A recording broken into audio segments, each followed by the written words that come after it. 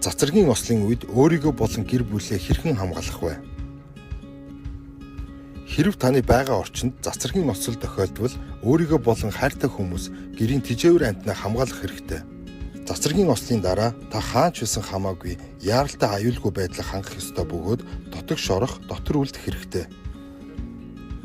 Хэрэв та гадаа эсвэл машин, автобус, бусад тээврийн хэрэгсэлд байгаа бол хурдан барилга байгууламжинд орохыг сануулж байна. Машин гадаад орчинд цацрагаас сайн хамгаалдаггүй бөгөөд цацраг гэдэг нь барилгын гадаргуу дээр тоос шиг л тогтдог. Иймд барилгын дээвэр ханнаас хол зад эсвэл хонглын өрөөнд үлдэх нь сайн зүйл юм.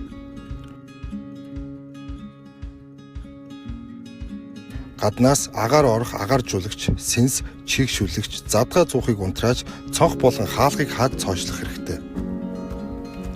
Та дотог шороод телевиз, радио болон олон нийтийн сүлжээг ашиглаж илүү шинжлэгдсэн мэдээлэл заавар аваарай.